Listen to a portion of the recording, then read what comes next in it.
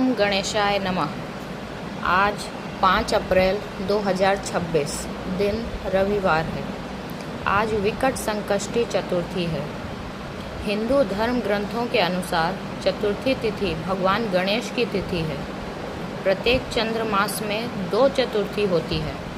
अमावस्या के बाद शुक्ल पक्ष की चतुर्थी को विनायक चतुर्थी कहते हैं और पूर्णिमा के बाद आने वाली कृष्ण पक्ष की चतुर्थी को संकष्टी चतुर्थी कहते हैं।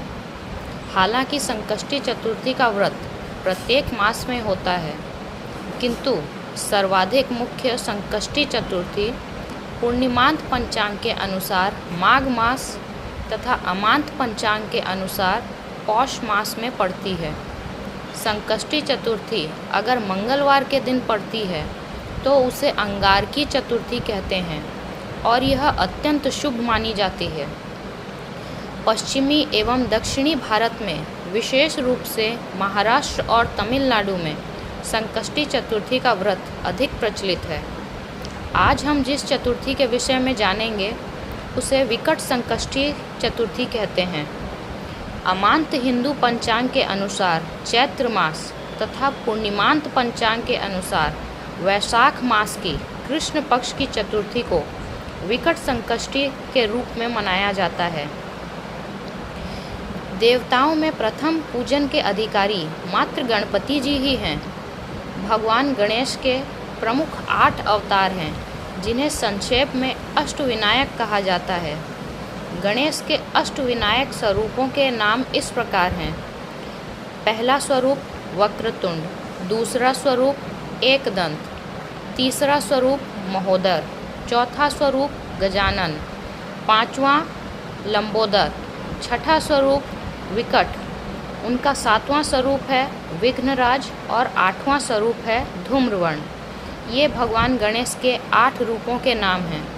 इन्हीं में से जो 6वां रूप है उसका नाम है विकट, जिसकी आज हम कथा सुनेंगे। गणेश के अष्टविनायक स्वरूपों में से 6वां स्वरूप भगवान विकट के रूप में समस्त लोकों में प्रतिष्ठित है। समस्त प्रकार के ज्ञात अज्ञात भय, रोग, शोक एवं दुर्घटनाओं से मुक्ति हेतु भगवान विकट की पूजा की जाती है। भगवान विकट अपने भक्तों को अपराजितता एवं निर्भयता प्रदान करते हैं तथा घोर से घोर महासंकटों में भक्तों की रक्षा करते हैं। भगवान विकट का यह पूजन एवं व्रत न केवल व्यक्ति को निर्भीक बनाता है, अपितु उसे विपरीत परिस्थितियों से संघर्ष करने का साहस भी प्रदान करता है। पूर्व काल में भगवान विष्णु के वीर्य से उत्पन्न कामासुर नामक एक भीषण दैत्य ने तीनों लोकों पर आधिपत्य कर लिया था, जिसका अंत करने हेतु ही गणेश जी भगवान विकट के रूप में प्रकट हुए थे। मुद्गल पुराण के अनुसार कामासुर नामक दैत्य का दमन करने हेतु भगवान गणेश विकट के रूप में अवतरित हुए थे। भगवान विकट का स्वरूप अत्यंत विशाल है। वे विभिन्न वस्त्रों को धारण किए हुए मयूर पर आरूढ़ रहते हैं। मयूर पर आरूढ़ होने के कारण उन्हें मयूरेश भी कहा जाता है। यहाँ मयूर को माया का प्रतीक माना गया है।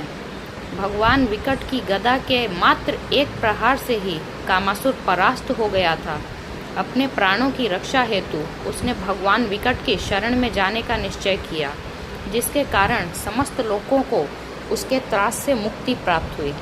तो आइए सुनते हैं विकट संकष्टी व्रत कथा, सुशीला एवं चंचला की कथा। माता पार्वती जी ने पूछा, वैशाख मास अमांत चैत्र मास के कृष्ण पक्ष की जो संकटा नामक चतुर्थी वर्णित की गई है, उस दिन किस गणेश का पूजन करना चाहिए तथा उसकी विधि क्या है एवं उस दिन भोजन में क्या ग्रहण करना चाहिए। उस पर भगवान गणेश ने उत्तर दिया, हे माता, वैशाख कृष्ण चतुर्थी के दिन व्रत का पालन करना चाहिए। इस दिन विकट नाम के गणेश जी की पूजा अर्चना करके भोजन में कमल गट्टे का हलवा ग्रहण करना चाहिए। हे जननी, द्वापर युग में राजा युधिष्ठिर ने यह प्रश्न पूछा था तथा उसके उत्तर में भगवान कृष्ण ने जो भी कहा था मैं उसका वर्णन करता हूँ। आप श्रद्धापूर्वक श्रवण करें। भगवान श्री कृष्ण कहते हैं कि हे युधिष्ठिर, जिसने इस कल्याण प्रदायिनी चतुर्थी का व्रत किया है तथा उसे जो भी फल प्राप्त हुआ, मैं उसका वर्णन कर रहा हूँ। प्राचीन काल में रंतिदेव नाम के एक अत्यंत कीर्तिमान एवं पराक्रमी राजा थे। जिस प्रकार अग्नि तीर्ण समूहों को भस्म कर देती है, उसी प्रकार वे अपने शत्रुओं को नष्ट कर देते थे। रंतिदेव की मित्रता यम, कुबेर, इंद्र आदि देवताओं से थी। उन्हीं के राज्य में धर्मकेतु नाम के एक उत्तम ब्राह्मण निवास करते थे। उनकी 2 धर्मपत्नियां थीं, जिनका नाम सुशीला एवं चंचला था। सुशीला नित्य नाना प्रकार के व्रत, उपवास आदि कर्म किया करती थी, जिसके फलस्वरूप उसका शरीर दुर्बल हो गया था। उधर चंचला कभी किसी प्रकार का व्रत नहीं करती थी तथा भरपेट भोजन ग्रहण करती थी। कालांतर में सुशीला के गर्भ से सुंदर लक्षणों से युक्त एक कन्या ने जन्म लिया था। चंचला के गर्भ से एक पुत्र उत्पन्न हुआ। पुत्र रत्न की प्राप्ति के उपरांत चंचला सुशीला को विभिन्न प्रकार से ताने देने लगी तथा उसे चिढ़ाते हुए बोली, अरे सुशीला, तूने इतने सारे व्रत उपवास आदि करके अपने देह को निर्बल कर लिया, किंतु तुझे तो एक कृष्णकाय कन्या प्राप्त हुई है। एक और मुझे देख, मैंने कभी व्रत उपवास नहीं किए थे तथा भरपेट भोजन करके हृष्ट पुष्ट बनी रही, जिसके कारण मैंने एक स्वस्थ पुत्र को जन्म दिया है। अपनी सौतन के मुख से निकले इन कटु वचनों को सुनकर सुशीला आहत हो गई। वह पूर्ण विधि विधान से भगवान गणेश जी की आराधना करने लगी। सुशीला द्वारा भक्ति पूर्वक संकट नाशक गणेश चतुर्थी का व्रत करने के फलस्वरूप भगवान गणेश उसके समक्ष प्रकट हो गए। भगवान श्री गणेश ने कहा, हे पुत्री, तूने पूर्ण श्रद्धा एवं भक्ति से मेरी आराधना की है, जिसके फलस्वरूप में मैं तुझसे अति प्रसन्न हूँ। मुझे तेरी मनोकामना ज्ञात है, अतः तेरे गर्भ से एक शस्त्रवेत्ता पुत्र उत्पन्न होगा। इस प्रकार वरदान देकर भगवान गणेश जी वहाँ से अंतर्ध्यान हो गए। गणेश जी की कृपा के फलस्वरूप सुशीला की कन्या के मुख से मोती, मूंगा आदि बहुमूल्य रत्न झड़ने लगे। कुछ समय के उपरांत सुशीला को एक पुत्र रत्न की प्राप्ति भी हुई। पुत्र जन्म के कुछ समय पश्चात ही धर्मकेतु का स्वर्गवास हो गया। धर्मकेतु की मृत्यु के उपरांत चंचला उसकी समस्त धन संपत्ति लेकर अन्यत्र निवास करने लगी, परंतु कन्या के मुख से मूंगा, मोती आदि बहुमूल्य रत्न उत्पन्न होने के कारण सुशीला ने अल्पकाल में ही अत्यधिक धन संचित कर लिया। सुशीला के धनवान होने के कारण उसकी सौतन चंचला उससे ईर्ष्या करने लगी। एक दिन सुशीला की कन्या कुएं पर जल भर रही थी। उसी समय चंचला ने उस कन्या को कुएं में ढकेल दिया, किंतु गणेश जी ने उस कन्या की रक्षा की और वह सुरक्षित अपनी माता के समीप आ गई। उस कन्या को जीवित देखकर चंचला का हृदय परिवर्तन हो गया तथा वह विचार करने लगी कि जिस जीव की रक्षा स्वयं ईश्वर करता है, उसे भला कौन मार सकता है। सुशीला भी अपनी पुत्री को सकुशल देखकर अत्यंत प्रसन्न हुई तथा उसको हृदय से लगाते हुए बोली, श्री गणेश जी की कृपा से तुझे पुनः जीवन प्राप्त हुआ है। मेरे गजानन ही अनाथों के नाथ हैं, वे अपने भक्तों की सदैव रक्षा करते हैं। भगवान गणपति की महिमा से प्रभावित होकर चंचला को प्रायश्चित हुआ तथा वह सुशीला के समक्ष आकर उसके चरणों में नतमस्तक होकर बोली, हे सुशीले, मेरी बहन, मैं अत्यंत पापिनी एवं दुष्टता हूँ। आप मेरे द्वारा किए अपराधों को क्षमा करें। आप दया की मूर्ति हैं। आपने अपने दोनों कुल तार दिए हैं। जिसकी रक्षा स्वयं ईश्वर करें, उसका मनुष्य कैसे अहित कर सकता है। जो लोग धर्मात्माओं एवं सदाचारियों में दोष दर्शन करते हैं, वे अपने कर्म फल के प्रभाव से नष्ट हो जाते हैं। तदुपरांत चंचला ने भी भगवान गणेश के पुण्यदायी व्रत का पालन किया। तदुपरांत चंचला ने भी भगवान गणेश के पुण्यदायी व्रत का पालन किया। भगवान गणेश की कृपा से उन दोनों में परस्पर स्नेह एवं सौहार्द में निरंतर वृद्धि होने लगी। श्री गणपति जी की कृपा से शत्रु भी मित्र बन जाते हैं। सुशीला द्वारा किए गए व्रत के प्रभाव से उसकी सौतन चंचला का हृदय परिवर्तन हो गया। भगवान गणेश आगे कहते हैं, हे माता, मैंने आपको पूर्व काल का संपूर्ण वृत्तांत सुना दिया है। संसार में इससे उत्तम समस्त विघ्नों को नष्ट करने वाला कोई अन्य व्रत नहीं है। आइए अब इस कथा का महात्म्य सुनते हैं। श्री कृष्ण जी कहते हैं, हे धर्मराज, आप भी पूर्ण विधि विधान से गणेश जी के व्रत का पालन कीजिए। इस व्रत के प्रभाव से आपके शत्रुओं का अंत होगा तथा अष्ट सिद्धियां एवं नवनिधियां आपके समक्ष गर्भबद्ध होकर उपस्थित हो जाएंगी। हे धर्मराज युधिष्ठिर, आप अपने भ्राताओं, धर्मपत्नी तथा माता सहित इस व्रत का पालन कीजिए। इस व्रत के फल स्वरूप आपको अल्पकाल में ही आपका राज्य प्राप्त हो जाएगा। आइए अब सुनते हैं भगवान विकट की दूसरी कथा। महासती नामक एक स्त्री थी जिसका नाम वृंदा था। वृंदा के सतीत्व से सुरक्षित दैत्य जालंधर अपराजय हो गया था। तब देवताओं के अनुरोध पर क्षीराब्धि शाही भगवान विष्णु ने लीला पूर्वक वृंदा के साथ छल किया। वृंदा के सतीत्व भंग होने पर भगवान विष्णु के शुक्र से कामासुर की उत्पत्ति हुई, जिसने दैत्य शुभाकांक्षी शुक्राचार्य से शिक्षा ग्रहण की। शुक्राचार्य महान शिव भक्त थे, अतः उन्होंने कामासुर को भगवान शिव के पंचाक्षरी मंत्र की दीक्षा दी। उसने अपने गुरु को प्रणाम किया और तत्पश्चात तपस्या के लिए वन को चला गया। तब उसने भगवान आशुतोष को प्रसन्न करने के लिए अन्न, जल और फल आदि का सर्वथा त्याग कर तपस्या आरंभ कर दी। दिव्य सहस्त्रों वर्षों की तपस्या से भगवान शिव प्रसन्न हुए और उसके समक्ष प्रकट हो गए। कामासुर अपने सामने भक्त वत्सल भगवान शिव को देख प्रसन्न हो गया और भक्ति पूर्वक उनके चरणों में स्तुति करने लगा। इसके पश्चात उसने भोलेनाथ से वर की याचना की, हे भोलेनाथ, आप मुझे अपने चरणों की भक्ति और ब्रह्मांड का राज्य प्रदान कीजिए। मैं बलवान, निर्भय और मृत्युंजयी हो जाऊं। करुणामय भगवान शिव ने कहा, यद्यपि तुमने अत्यंत दुर्लभ और देवताओं को दुख प्रदान करने वाला वर मांगा है, किंतु तुम्हारी कठिन साधना और तपस्या के कारण मैं तुम्हारी कामना अवश्य ही पूर्ण करूंगा। ऐसा वर देकर भगवान शिव अंतर्ध्यान हो गए। कामासुर भी अत्यंत प्रसन्न होकर अपने नगर की ओर चला गया। वहां पहुंचकर वह सर्वप्रथम दैत्य गुरु के पास पहुंचा और उन्हें शिवजी के द्वारा दिए हुए वर का वृत्तांत बताया। कुछ समय पश्चात शुक्राचार्य ने महिषासुर की पुत्री तृष्णा से कामासुर का विवाह करवा दिया। इस अवसर के दौरान ही शुक्राचार्य ने कामासुर को दैत्याधिपति घोषित कर दिया। सभी दैत्यों ने कामासुर के अधीन रहना स्वीकार कर लिया। कामासुर ने रतिदनगर को अपनी राजधानी बना लिया। उसके रावण, शंभर, महिष, बलि और दुर्मद ये 5 असुर प्रधान थे। अपने दैत्य सेनापतियों से परामर्श कर कामासुर ने पृथ्वी पर आक्रमण कर दिया।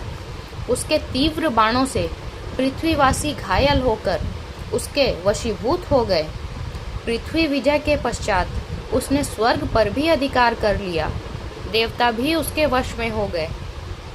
कामासुर ने तीनों लोकों पर अधिकार करके धर्म कर्म की व्यवस्था को नष्ट कर दिया। स्वाहा, स्वधा और वष्टकार लुप्त प्राय होने लगे। वर्णाश्रम धर्म छिन्न भिन्न हो गया। झूठ और कपट सर्वत्र व्याप्त होने लगे। देवता, मुनि और धर्मपरायण जन अतिशय कष्ट पाने लगे।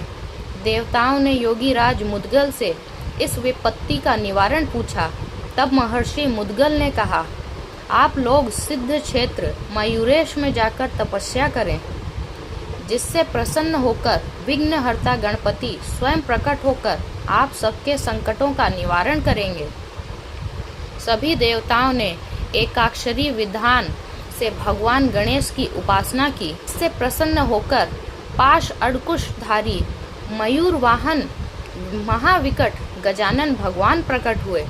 उन्होंने देवताओं से कहा, वर मांगो, मैं प्रसन्न हूँ। देवताओं ने गणेश जी से प्रार्थना कर कहा कि हे प्रभु, कामासुर के आतंक से देवता स्थान भ्रष्ट और मुनिगण कर्म रहित हो गए हैं।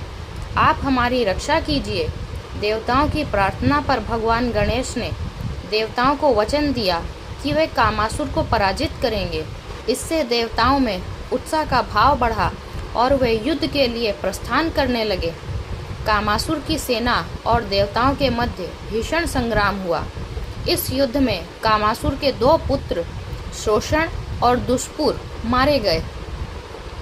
इससे क्रोधित होकर कामासुर ने भगवान गजानन से कहा, तुम्हारे वीर देवगण मेरे प्रभाव से मूर्छित पड़े हुए हैं। त्रिलोक को मैंने जीता हुआ है। यदि प्राण रक्षा चाहते हो तो यहाँ से भाग जाओ। तब भगवान विकट ने कामासुर से कहा, तुमने भगवान शिव से प्राप्त वर का दुरुपयोग कर बड़ा अधर्म किया है। मैं सृष्टि स्थिति संहार करता और जन्म मृत्यु से रहित हूँ। तू मुझे किसी स्थिति में भी नहीं मार सकता है। अपने गुरु शुक्राचार्य के उपदेश का स्मरण कर मेरे स्वरूप को समझ। यदि जीवित रहना चाहता है तो मेरी शरण में आ जा, अन्यथा तू निश्चित ही मृत्यु को प्राप्त होगा। भगवान विकट के ऊपर उसने गदा से प्रहार करने का प्रयास किया, किंतु वह तत्काल मूर्छित हो गया। मूर्छा टूटने पर उसे भयंकर पीड़ा का अनुभव हुआ। इस पर उसे यह समझ में आ गया कि वह भगवान विकट की शरण में गए बिना जीवित नहीं रह सकता है। बिना शस्त्र के यदि वह इतनी पीड़ा दे सकते हैं तो युद्ध में तो वह निश्चित ही उसे नष्ट कर देंगे। भगवान विकट के विषय में उसे बहुत ही शंका थी, जिसका समाधान उसने भगवान विकट से पूछा। कामासुर समझ गया कि ये सर्वसमर्थ पूर्ण ब्रह्म हैं।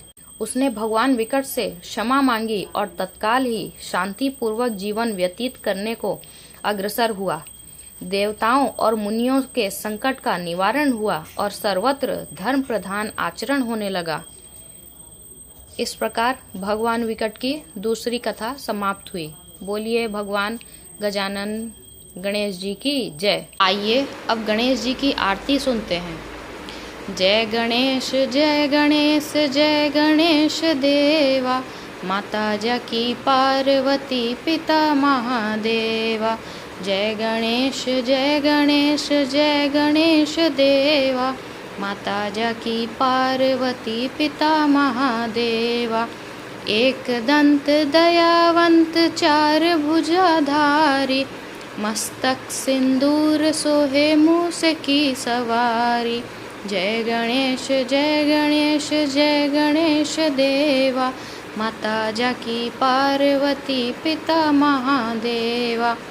पान चढ़े फूल चढ़े और चढ़े मेवा, लड्डुअन का भोग लगे संत करे सेवा।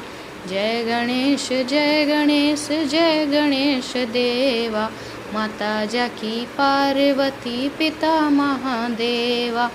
अंधन को आँख देत कोढ़िन को काया, बांझन को पुत्र देत निर्धन को माया।